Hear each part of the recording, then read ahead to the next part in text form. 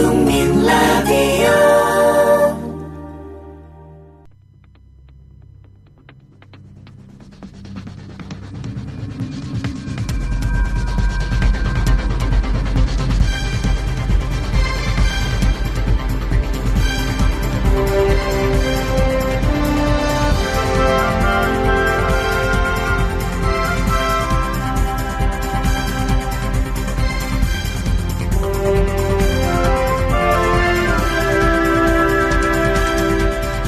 조상훈 김용민의 조간 브리핑.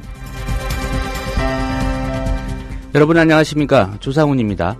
3월 19일 목요일 아침입니다. 오늘자 아침신문 일면 주요 기사 살펴보겠습니다. 세 가지 기사로 좀 분류가 됩니다. 자원외교나 부정부패 척결, 이 수사를 다룬 기사들이 좀 주를 이루고 있는 신문이 있고요. 대신 또 돈 얘기, 경제 얘기를 다루는 신문이 있고, 사드 문제를 다루는 신문, 이렇게 좀 분류가 되는 것 같습니다.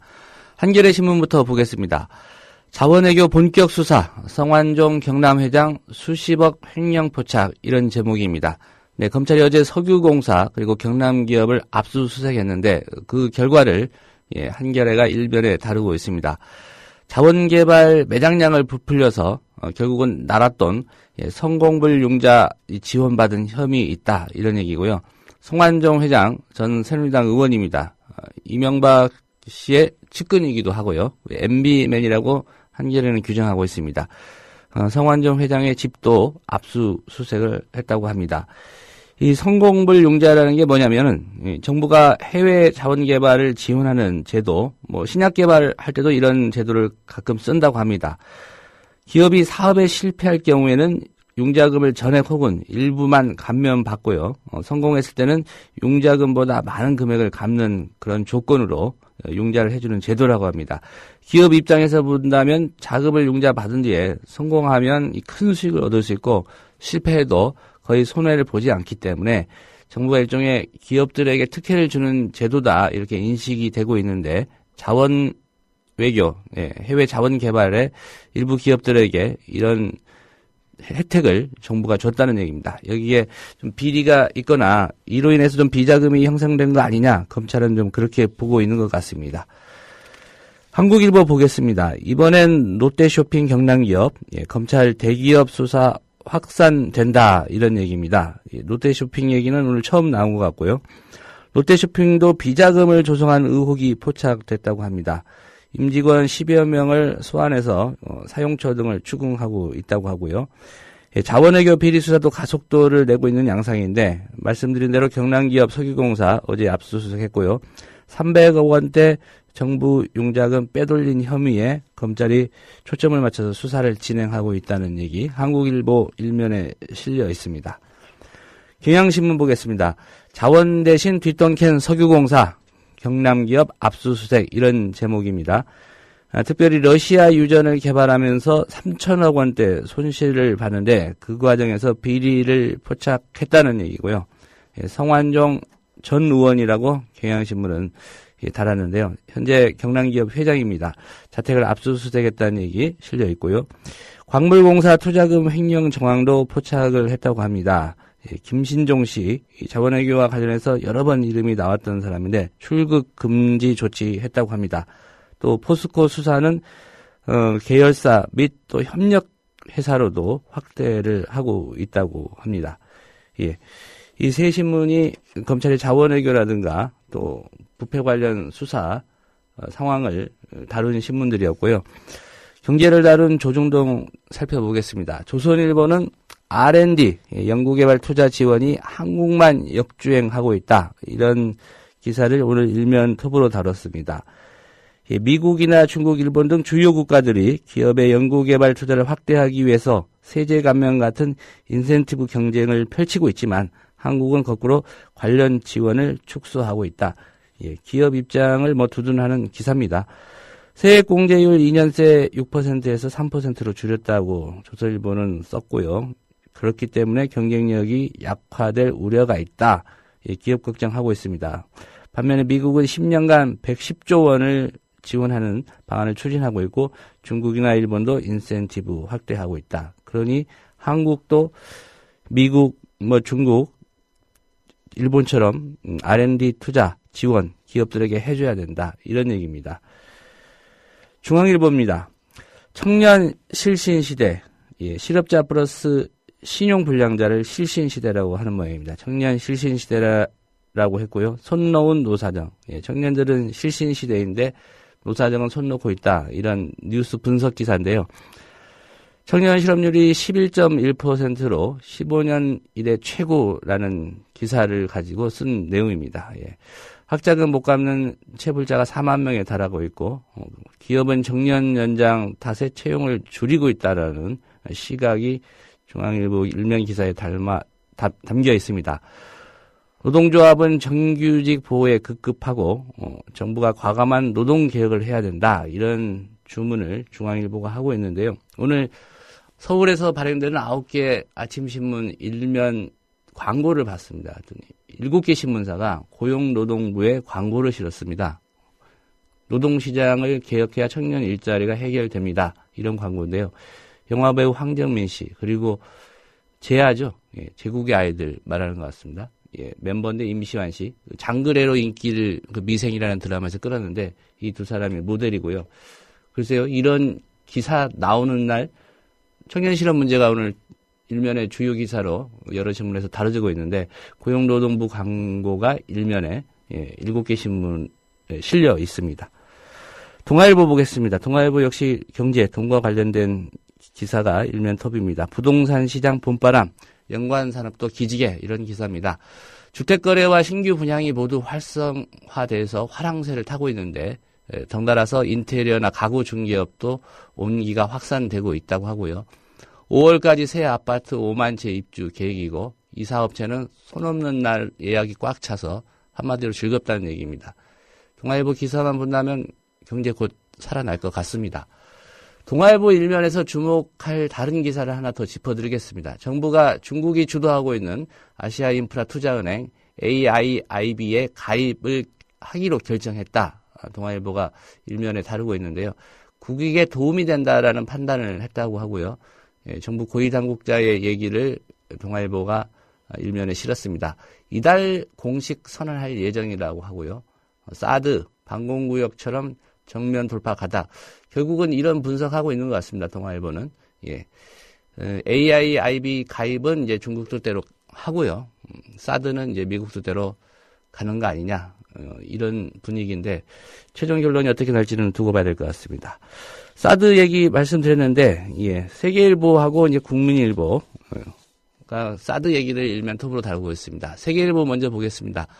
사드 배치 후보지 대구로 잠정 결정. 얼마 전에 세 곳의 후보지를 세계일보가 언급한 적이 있습니다. 평택, 부산 기장, 강원도 원주였는데 대구로 잠정 결정했다고 오늘 주한미군 사정에 밝은 정부 관계자의 말을 빌어서 얘기를 했습니다. 대구 한 곳만 선택해서 한 개 포대를 2017년 정도에 배치할 것이다. 이런 얘기입니다.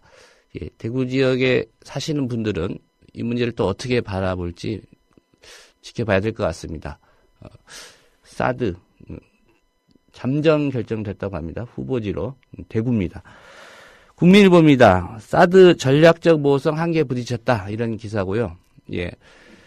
정부가 사드 배치 또 AIIB 가입 문제를 어떻게 풀어야 되나 이런 얘기들인데 윤병세 외교부 장관은 두 사안의 성격이 다르다. 그리고 AIIB 가입 결정된 거 없다. 이런 얘기인데 동아일보 기사와는 좀 배치되는 그런 얘기입니다.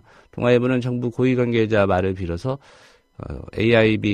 AIIB 가입은 결정됐다. 이런 보도였는데 이제 국민일보는 아직은 윤병세 외교부 장관 말을 빌어서 결정된 거 없다. 이 부분을 실었고요. 어쨌든 전략적 모호성 잠시 후에 또 한국 찾아오는 미국이나 중국의 이제 외교부장 장관급이죠. 또 미국 국방장관, 국무장관 곧 한국 찾을 거라는데 그 이야기 짚어보면서 우리 정부의 입장 한번 더 살펴보도록 하겠습니다. 끝으로 서울신문 보겠습니다. 올라가 톱 제목입니다. 스페인어입니다. 친한 사람들 사이에서 그냥 안녕하세요, 안녕 정도로 하는 말이라고 하는데요. 쿠바가 웃었다 올라. 서울신문 특파원이 개방의 봄을 맞고 있는 쿠바 현지를 간 기사를 오늘 서울신문은 일면 톱으로 배치했습니다. 예, 주요 기사의 주요 신문의 일면 기사 살펴봤고요. 어떤 사진에 주목했는지 김효진 PD와 함께 짚어보겠습니다. 안녕하십니까? 네, 안녕하세요. 김효진입니다. 자, 한국일보 일면 사진 먼저 보겠습니다. 네타냐후 총선 승리, 네 번째 집권 유력이라는 제목의 사진 기사고요. 총선에서 승리를 거두어서 네 번째로 집권이 유력해진 베냐민 네타냐후 이스라엘 총리가 18일 현지 시각이겠죠. 이 텔아비브 리쿠르당 선거본부에서 주먹을 불끈 쥔 채로 지지자들의 환호에 답하고 있는 그런 모습입니다. 네타냐후가 이끈 강경 성향의 리쿠드당은 고전할 것이라는 예상을 깨고 이번에 제1야당이 됐습니다. 네. 특히 미국이 주목을 하는 그런 내용일 것 같습니다. 이스라엘의 아베쯤으로 보면 됩니까? 예. 네타냐후 총리? 예. 아주 강경한 그런 태도로 미국하고도 각을 계속 세워온 그런 인물이었죠. 자, 한겨레 신문 일면 사진 기사 뭔지 살펴보겠습니다. 서울중앙지검 수사관들이요, 어제 오후에 자원개발 비리 의혹과 관련해 서울 동대문구 답심리동에 있는 경남기업 본사를 압수수색해서요, 각종 서류와 컴퓨터, 하드디스크 등이 담긴 상자를 들고 나오고 있는 그런 모습입니다. 이 내용은 잠시 뒤에 좀 더 구체적으로 다루겠지만, 이 검찰 로고가 새겨진 이 박스, 압수수색 때 늘 등장하는 박스죠. 이거를 이렇게 짐을 실어 옮기는 캐리어 같은 거 있지 않습니까? 거기에 이 사진 나온 것만 한 8박스 되네요. 굉장히 많이 담았습니다. 예. 조선일보 일면 사진 보겠습니다. 박근혜 대통령, 이병호 국정원장의 임명장 수여라는 제목의 사진 기사입니다. 박근혜 대통령 어제 청와대에서 이병호 신임 국정원장에게 임명장을 수여했습니다. 임명장 수여가 끝난 뒤에 박근혜 대통령과 신임 이병호 국정원장, 또 직전 국정원장이었던 이병기 청와대 비서실장 등이 환담을 하기 위해서 환담장으로 이동하고 있는 그런 모습입니다. 예. 그 뒤로 청와대 박흥렬 경호실장, 우병우 민정수석, 김관진 국가안보실장 등등도 보이네요. 자, 경향신문으로 가보겠습니다. 사진 기사가 제목은 사막 도시시키는 거대한 바람의 탑입니다. 예, 도전하는 도시라는 연재 시리즈와 관련된 사진 기사로 보이고요. 이 아랍에미리트 연합 아부다비의 마스다르시티 중앙에 에어컨이 아닌 자연 바람을 이용해서 공기를 순환시키는 일종의 바람탑 같은 것이 세워져 있는 그런 모습을 담은 사진입니다. 건물들도 적당히 그늘이 생기게 배치를 해서요, 이 뜨거운 중동의 태양 아래서도 에어컨 없이 야외 활동을 할 수 있도록 했다는 겁니다. 이 석유 부국인 UAE 아랍에미리트 연합은 석유가 고갈된 이후를 대비해서 최근 재생가능 에너지 기술에 대한 투자를 급속하게 늘리고 있다고 합니다. 이 바람탑 굉장히 특이하게 생겼습니다. 구멍이 숭숭 나 있고요.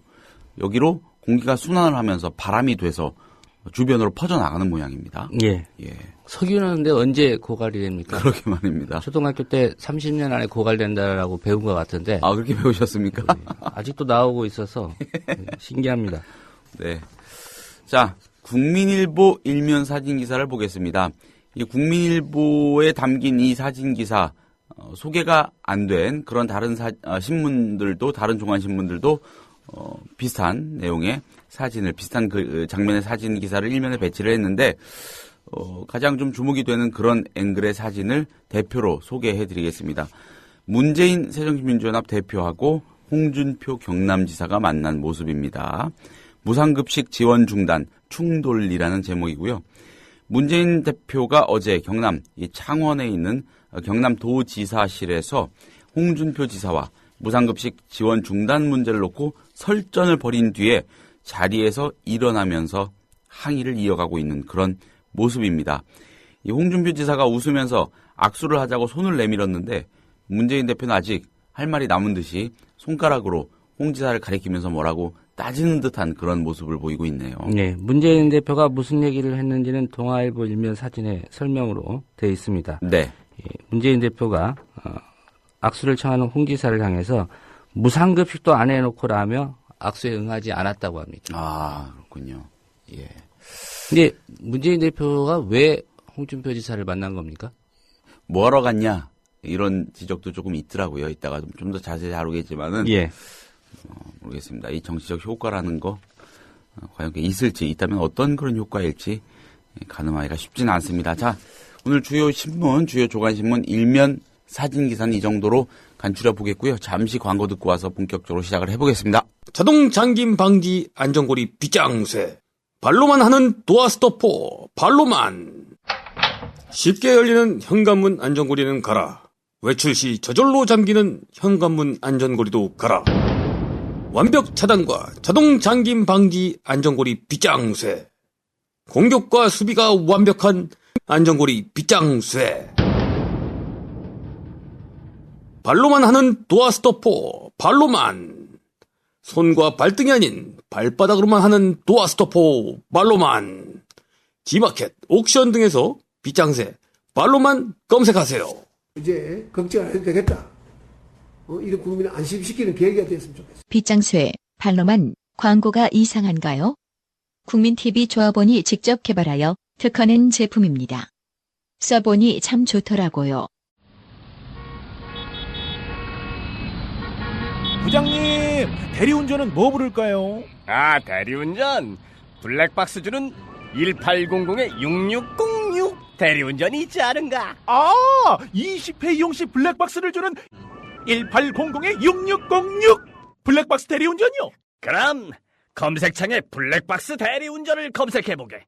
홈피에는 다양한 상품들도 있다네. 저기 부장님, 블랙박스 대리운전에서는 국민TV에 후원도 한다면서요.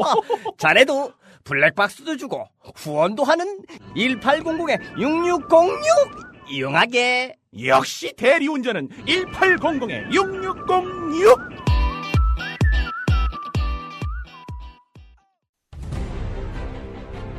요즘 새롭게 생활환경 질환에서 침대 세균 먼지 위험성이 높아진다고 합니다.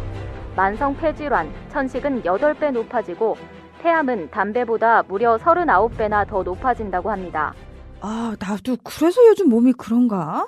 선배님, 피톤치드 캡슐 톡톡 한번 써보세요. 베개, 이불, 침대 커버에 뿌리는데 무방부제, 무독성이라 안심도 되고 침대 세균 먼지 99.9% 제거도 하고 진먼지 진드기는 98% 기피 효과가 있더라고요.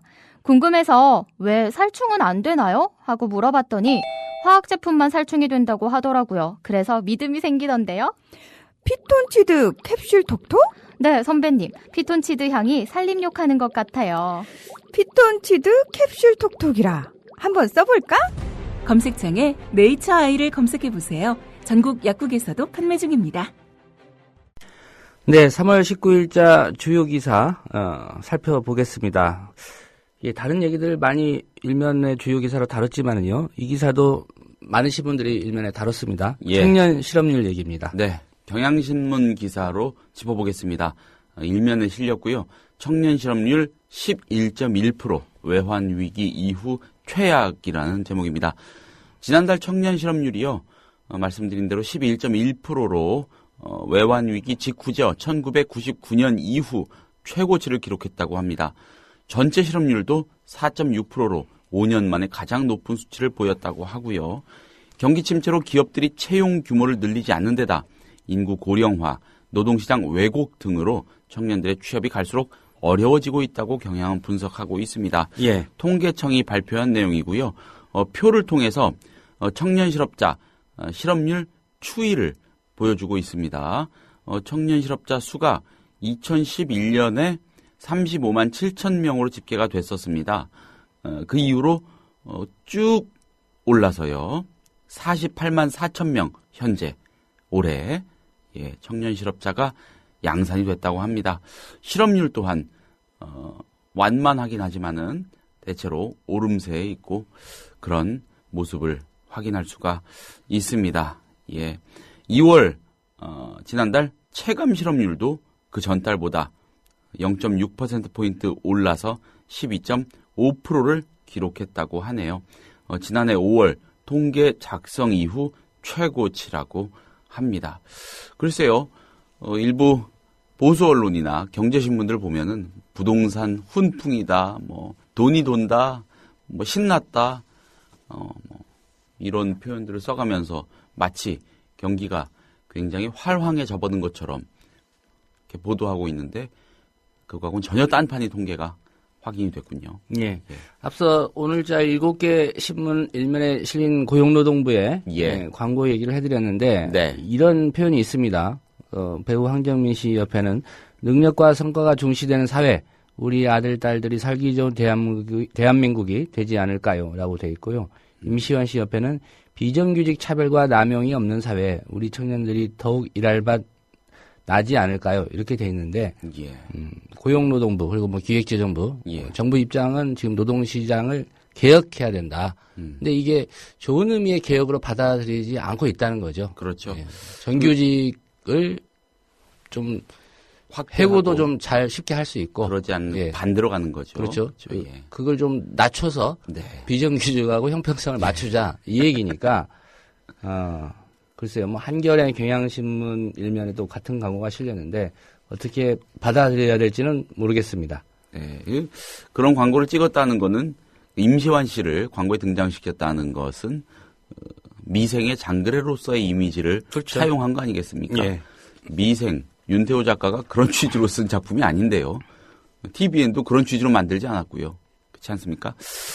네, 좀 우습기도 합니다. 근데 통계청 통계가 11.1%인데 실제로 그 주변에서 체감하는 실업률은 이보다 훨씬 높을 겁니다. 아마도 통계청 통계라는 게 가능한 실제 있는 그 실업률보다 좀 낮춰서 여러 가지 그 조건들을 붙이기 때문에 뭐 체감하는 청년 실업률은 한 20% 가까이 된다는 얘기도 있습니다. 네, 그렇습니다.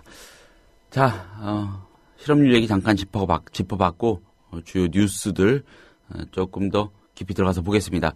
한겨레 3면으로 가보죠. 이 성공불융자, 사업 실패했을 땐 융자금을 탕감해주는 그런 융자죠. 성공불융자 횡령 첫 조준, MB 최측근으로 수사 확대 촉각이라는 제목의 기사입니다.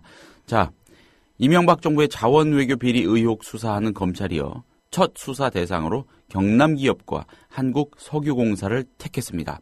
세금 낭비로 직결되는 성공불융자를 고리로 삼겠다는 것인데 자원외교 수사의 명분과 실리를 두루 염두에 둔 다목적인 카드다.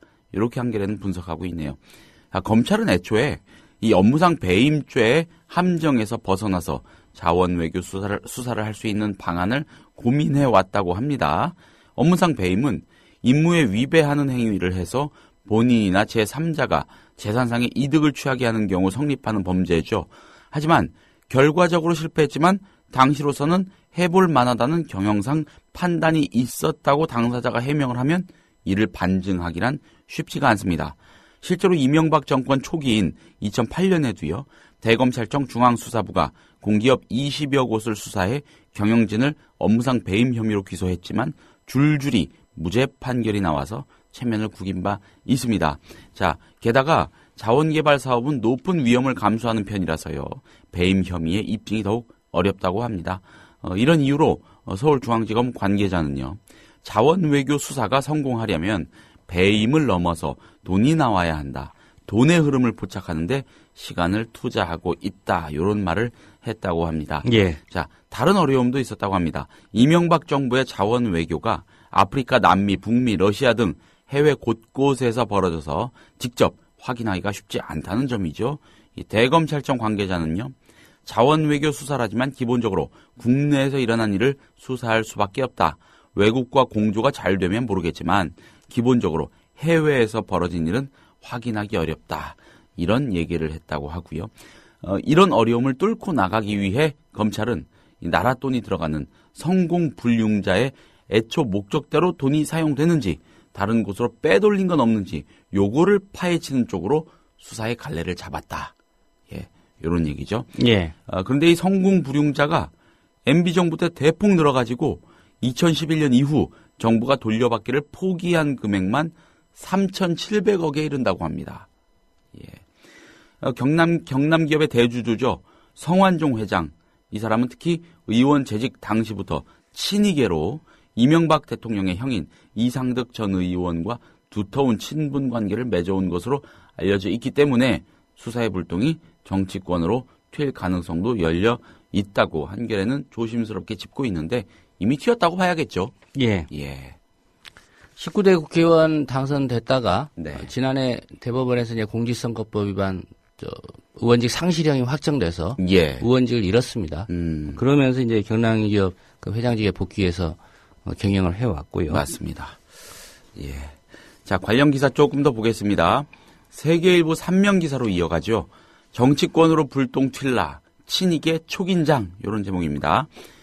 이 부정부패에 대한 검찰 수사의 대상이 이명박 정부의 자원 외교에 관여한 민간 기업들로 확대되면서 여기에 이제 경남 기업이 포함되어 있는 거죠.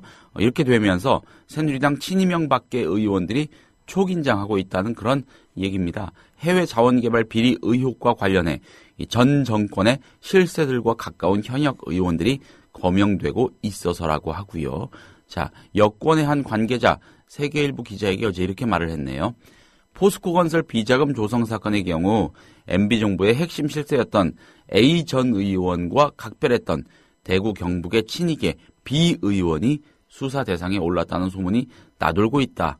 B 의원은 여당 내에서도 영향력이 있는 인물이다. 이렇게 밝혔다고 하네요. 예. 이 A, B 의원들이 누구인지는 저도 아직 잘 모르겠습니다. 예. 또 다른 관계자는요. 자원외교 밑그림을 그리고 추진했던 친이계 실세들이 기업들의 해외 자원개발 참여 과정에서 이권에 개입했다는 의혹을 받고 있다. 이들과 친분이 두터운 친이계 의원들도 비리에 연루됐다는 얘기가 온라인 찌라시로 떠돌고 있다고 전했습니다. 저도 며칠 전에 받은 찌라시에서 이런 얘기를 읽은 적은 있습니다. 예, 함부로 누구라고 말할 수는 없겠지만은요.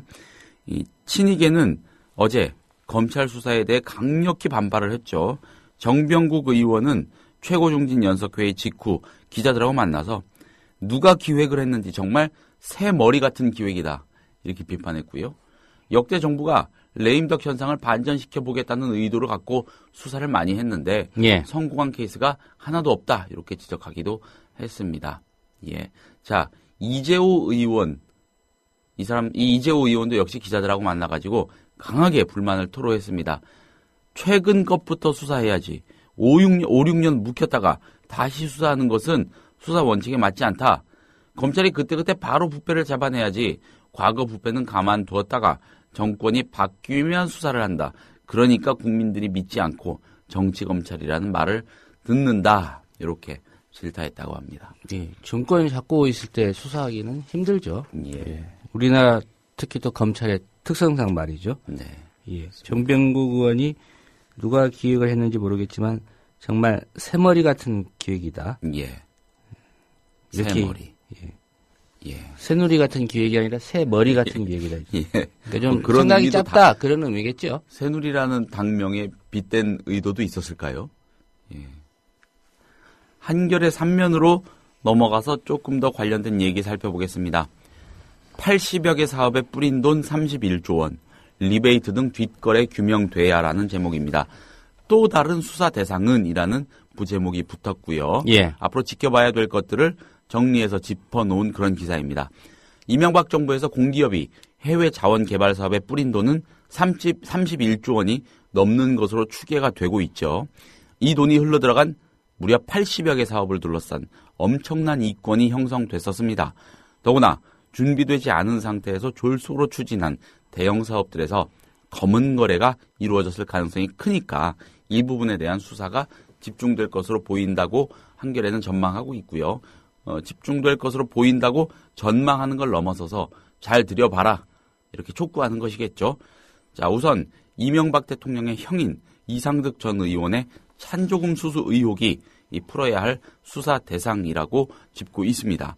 2010년 1월 볼리비아에서 한국 기업인들이 이 전 의원에게 주기 위해 약 8,000달러의 찬조금을 거뒀다는 구체적 증언 이미 나왔죠. 대기업들도 거론되고 있습니다.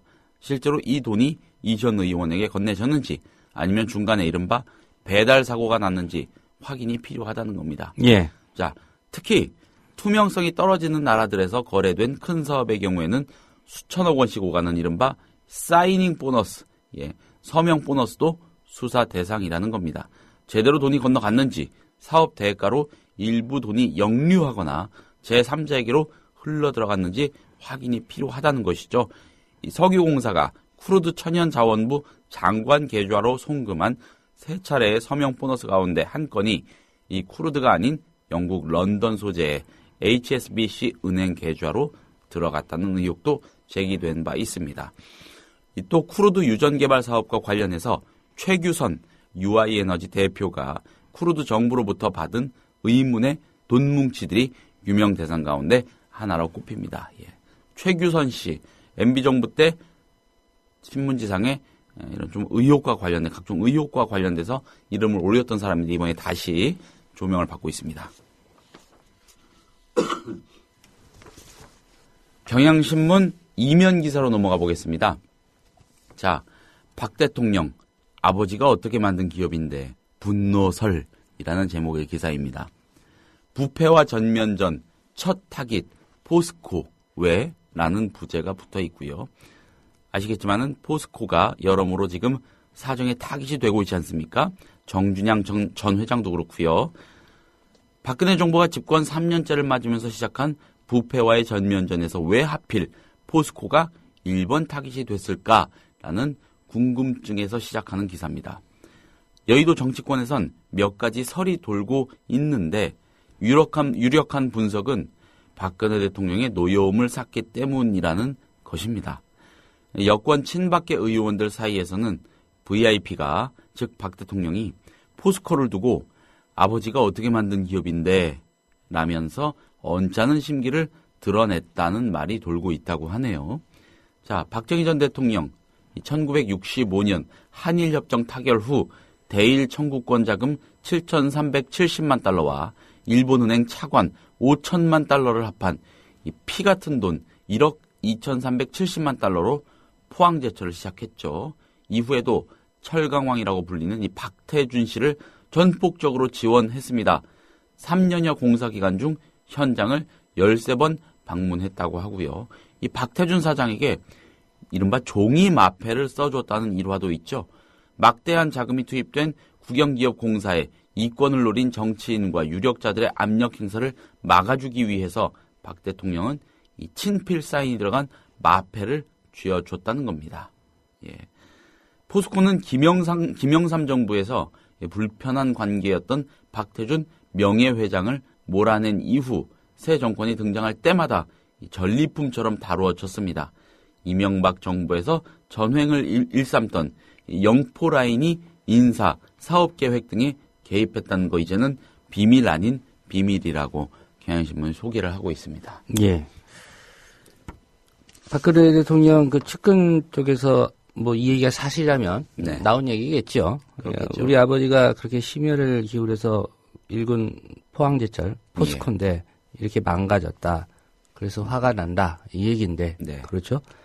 포스코 아시겠지만 민간 기업입니다. 지분의 거의 반이 좀 넘는 거를 외국인이 소유하고 있고요. 기관 투자가 개인들이 또 지분 소유하고 정부가 영향을 행사할 수 있는 게 거의 없습니다.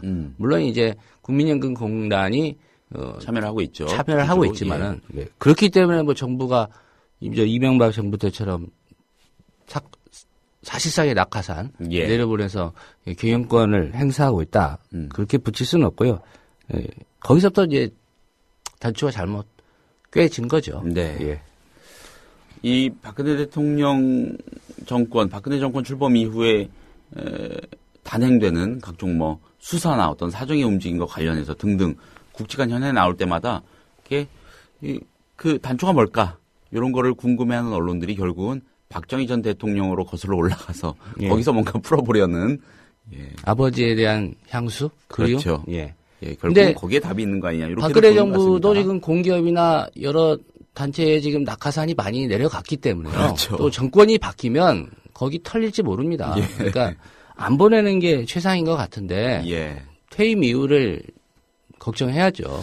최근에 나온 그런 언론 보도들만 대충 떠올려 봐도요.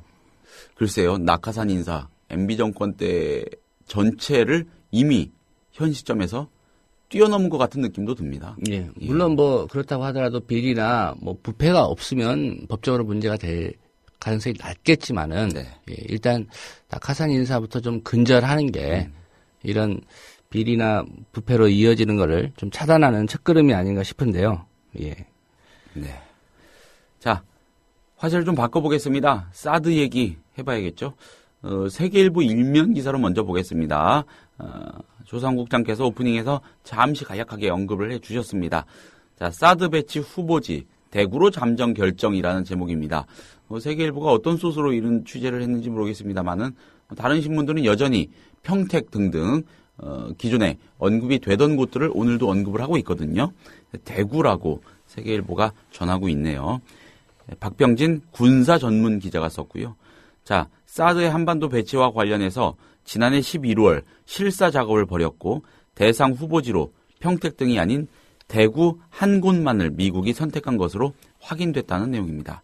또 한국에 들여올 사드는 한 개 포대로 결정했고요. 이를 미 정부와 한국 정부에 모두 통보한 것으로 실사 작업을 벌인 당국이 통보했다는 얘기겠죠. 그렇게 전해졌다고 합니다.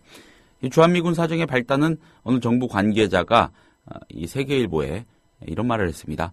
지난해 11월 괌을 비롯한 미 본토에서 10여 명 내외의 실사팀이 사드 배치 후보지 조사를 위해 반환해서 한 달여 동안 적격지를 물색한 결과 대구를 선정했다. 이들은 사드 레이더의 전자파 등을 고려해 가로 세로 각 2km씩에 해당하는 새로운 부지가 필요하다는 의견을 제시했다.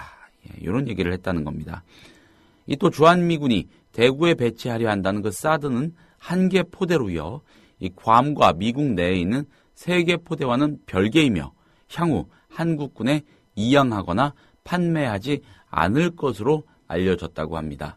그러니까 자기들 돈으로 알아서 가져다가 배치하고 나중에 뭐 물러날 일이 있으면 들고 가겠다. 이런 얘기겠죠. 정부 소식통은 이와 관련해서요.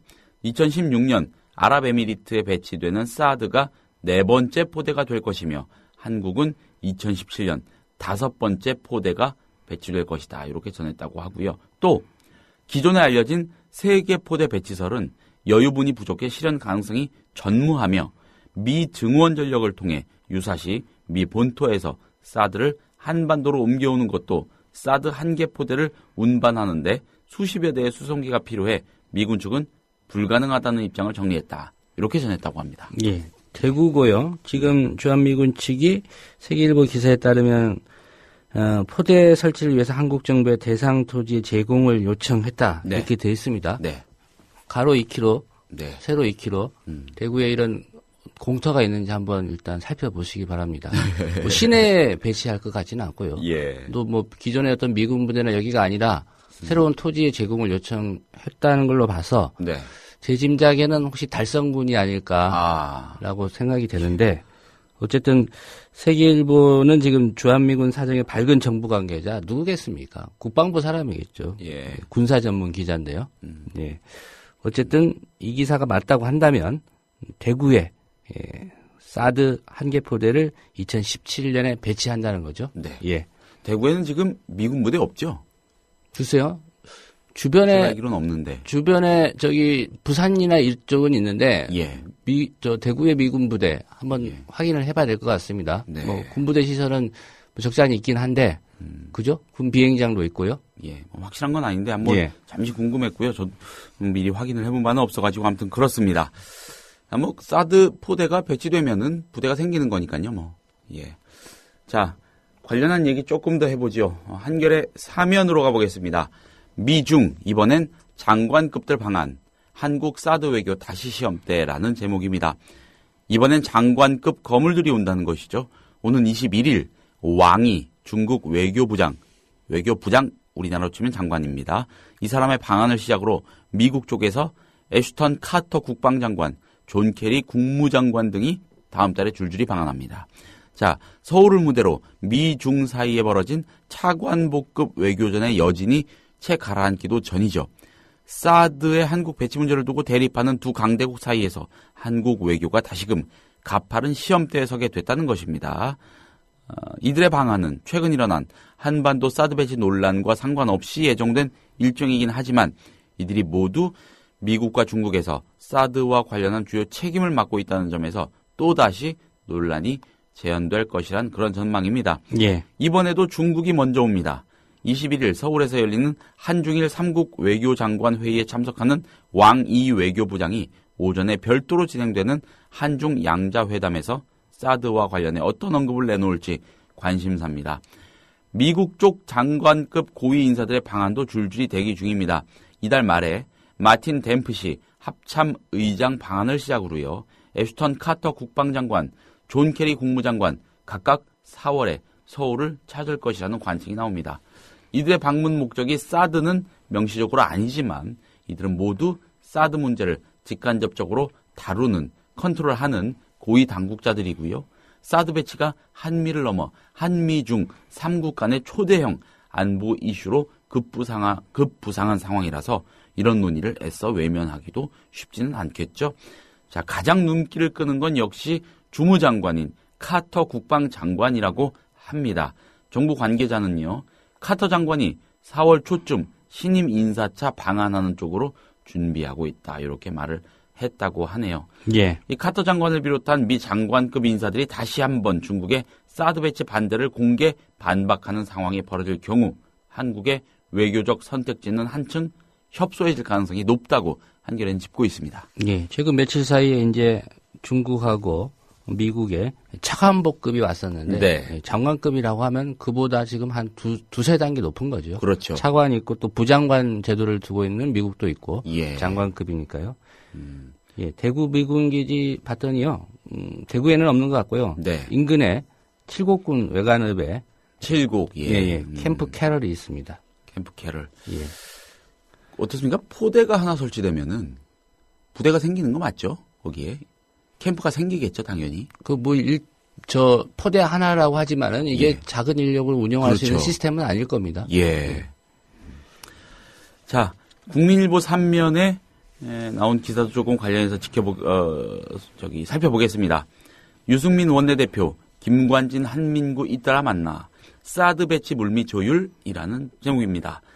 새누리당 유승민 원내대표가 최근에 이 김관진 청와대 국가안보실장과 한민구 국방부 장관을 각각 만나서 사드 국내 배치 문제를 논의했다고 하네요.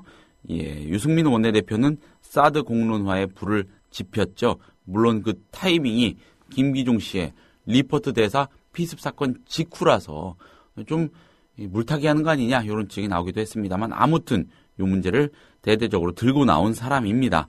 자, 유승민 원내대표 어제 국민일보와의 통화에서요.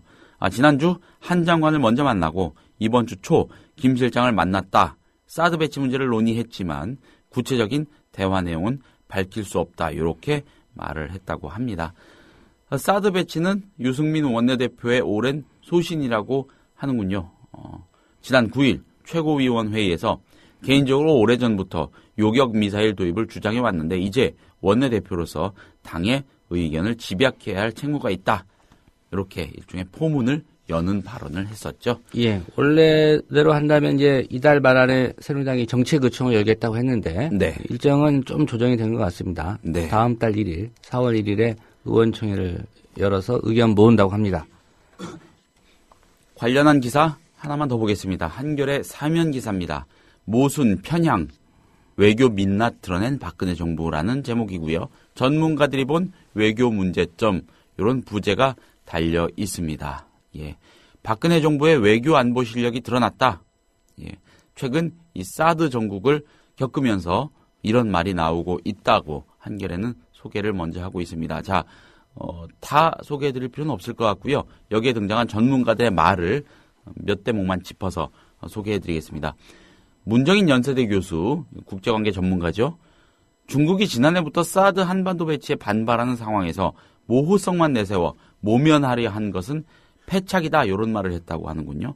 정부는 모호성을 내세우다가 중국이 정부 예상을 넘는 강한 목소리를 내면서 국내 보수층의 여론이 악화되니까 돌연 국방부를 앞세워서 반발하는 모양새를 보였죠. 결과적으로 외교적 협의 사안을 갈등 사안으로 증폭시켰다는 얘기입니다. 예. 이 구갑우 북한 대학원 교수는요. 사드와 관련한 여론이 이분법적으로 나뉘고 각 부처가 서로 다른 이해관계를 보이는 상황이라 청와대가 밝힌 3노 입장, 이걸 유지하려면 국내 상황을 조정할 수 있는 능력이 필요하다, 이런 지적을 했다고 합니다. 불과 5개월 전인 지난해 10월 준비 미흡을 이유로 전시작전 통제권 반환을 사실상 무기한 연기한 정부가 갑자기 군사주권론을 들고 나온 것도 중국을 설득하기에는 역부족이었다는 평가가 나온다고 합니다.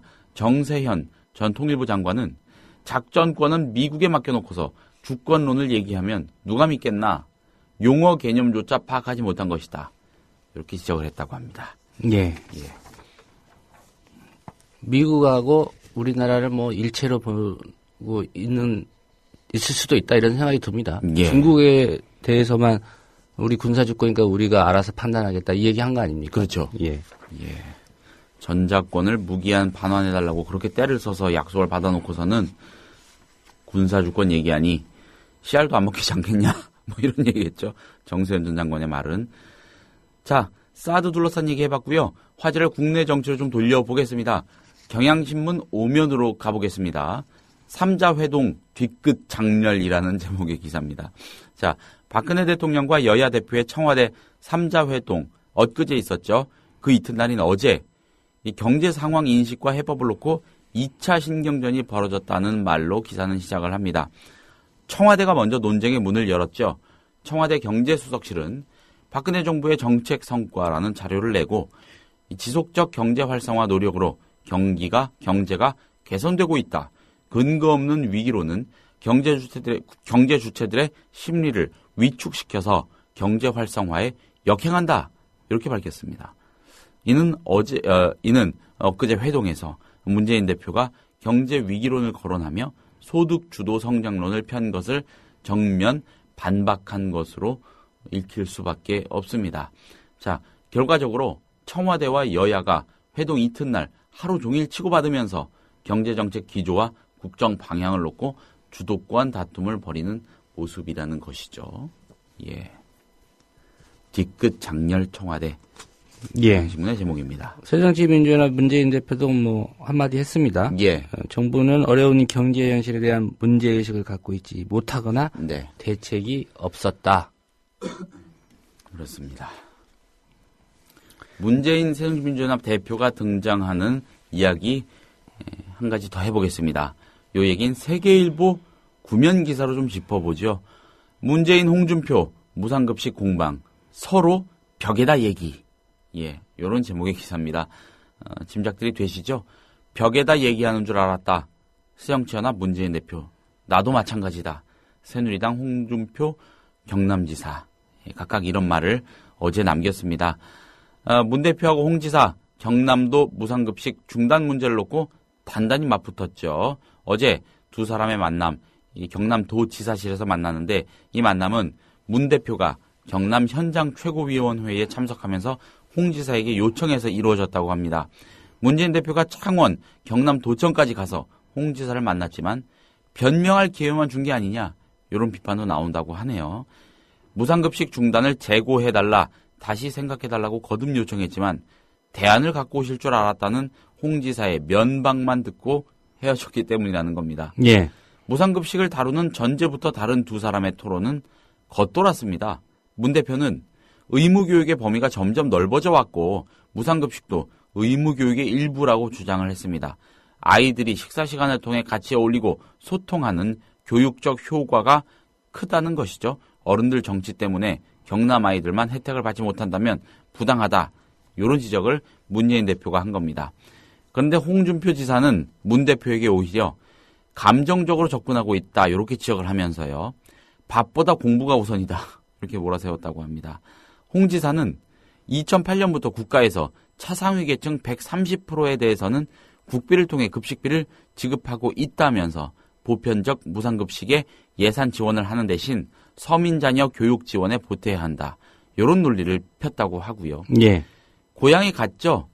경남입니다, 둘 다. 문재인 대표는 거제고, 홍 지사는 창녕입니다.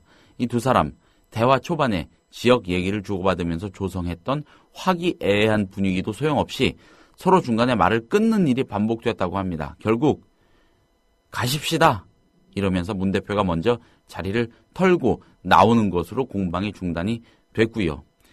이 3분 남짓 도지사실에서 정문까지 나가면서도 지금 들어가서는 안 되는 길을, 잘못된 길을 가시는 거다. 문 대표가 이렇게 쏘아붙였고, 잘못된 길을 가는지 안 가는지는 나중에 가서 판단해 봐야 한다.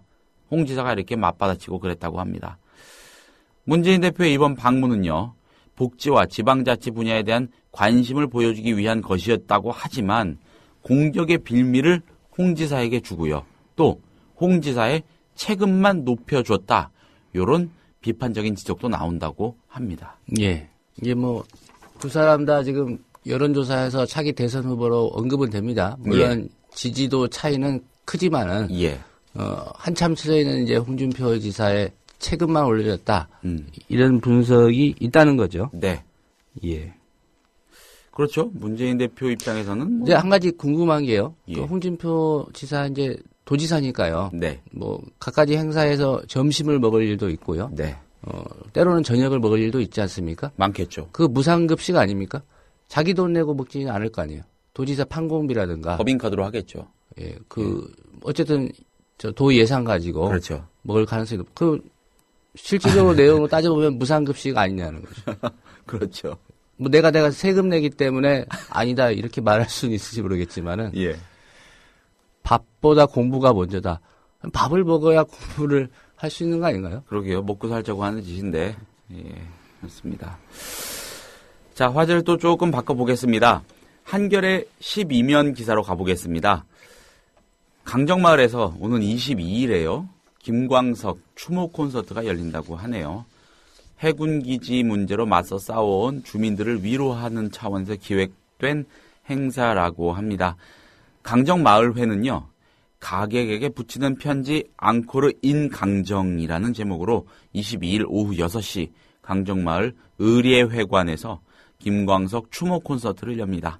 이번 콘서트는 해군 관사 건설을 위한 행정 대집행을 저지하려고 싸워온 강정마을 주민과 활동가를 위로하고요. 제주 해군기지 문제에 대한 관심을 불러일으키기 위해서 마련이 됐다고 합니다. 이번 콘서트에는 김수수와 서신, 러피, 박순동, 양성미 이런 뮤지션들이 참여한다고 하고 고 김광석 씨의 노래와 또 자신의 노래를 몇 곡씩 부를 예정이라고 합니다. 자, 이날 공연에는 11년째 제주에서 살면서 음악 활동을 이어가는 가수 장필순과 영화 와이키키 브라더스 우리 생애 최고의 순간의 감독 임순예 씨가 특별 게스트로 출연한다고 하고요. 개인적으로는 제주에 머물고 있는 이효리 씨가 좀 더 참여를 해주면은 어떨까라는 생각도 해봅니다. 예, 제 예상에는 제가 알고 있는 어떤 분도 가지 않을까 생각합니다. 예. 그렇습니다. 예, 후불제라고 하고요. 것 같은데, 예, 후불제라고 하고요. 예. 나중에 이제 공연 보시고 네. 후원금 내시면 예, 강정마을의 후원 기금으로 전달을 한다고 합니다. 네. 제주이기 때문에 뭐 멀리서 또 가시는 분들도 많지는 않을 것 같은데 어쨌든 네. 관심 있는 분들은 예, 22일입니다. 22일 저녁 6시죠. 예. 예, 한번 챙겨보셔도 좋을 것 같고요. 자, 세계일보 23면 기사로 좀 넘어가 보겠습니다. 영화에 관한 기사인데요. 일종의 영화 소개하는 기사죠. 야신과 외인구단 1093일의 무한도전이라는 제목의 기사입니다. 자, 조정래, 김보경 감독이 공동으로 만든 영화인데 다음 달 2일, 4월 2일에 개봉한다고 합니다. 파울볼이라는 제목의 영화입니다. 파울볼. 예. 이 영화, 관객이 자신의 삶을 천천히 돌아보게 만드는 다큐멘터리 영화라면서 소개를 하고 있는데 무슨 얘기냐면 2011년 9월 15일 화려한 스포트라이트를 받으며 창단해서 90승 25무 61패라는 놀라운 기록을 남기고 2014년 9월 11일 갑자기 해체된 절망의 순간까지 영화보다 더 드라마틱했던 독립야구단 고양 원더스 그 팀과 또 이 팀을 이끌었던 김성근 감독의 이야기를 고스란히 담아낸 그런 다큐 영화라고 합니다.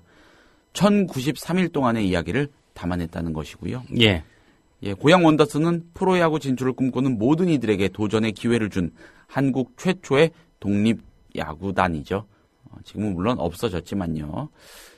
대박을 터뜨린 다큐 영화 니마 그 강을 건너지 마오가 촬영 도중에 예상치 못한 주인공 할아버지의 임종으로 의도하지 않았던 장면을 담아낸 것처럼 이 파울볼이라는 영화 또한 촬영 도중에 예상하지 못했던 팀 해체 소식을 접하고 큰 시련을 맞은 김성근 전 감독과 선수들의 모습을 있는 그대로 담아냈다고 합니다.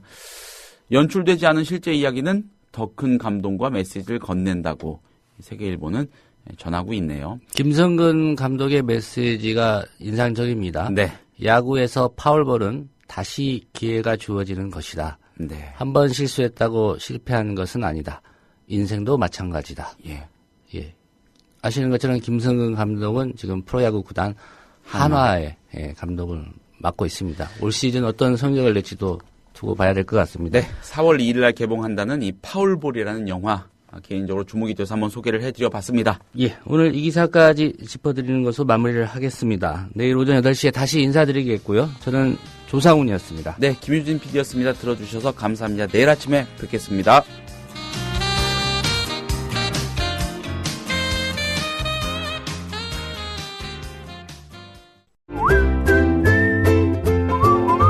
국민라디오 팟캐스트 응원하는 가장 쉬운 방법 아시나요? 다운로드하기, 별점 주기, 댓글 달기, 구독하기. 국민라디오 팟캐스트 널리 알리는 가장 쉬운 방법. 다운로드하기, 별점 주기, 댓글 달기, 구독하기. 기억하세요. 다운로드하기, 별점 주기, 댓글 달기, 구독하기.